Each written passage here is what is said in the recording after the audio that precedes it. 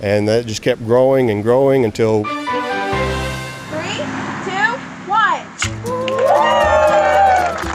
Today is 90 years in the making. Mueller is like a big family. A party with friends, barbecue, and a few special guests. I personally want to thank Mueller for choosing Alvin. This is going to be a staple for economic development for Alvin. Everything you'd need if you needed a steel building, and I'm guessing you probably do. Mueller started over 90 years ago in Ballinger, Texas, a small West Texas town. Today, I got to take a tour of store number 38.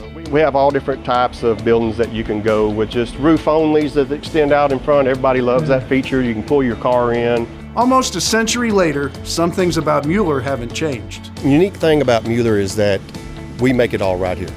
And some things have.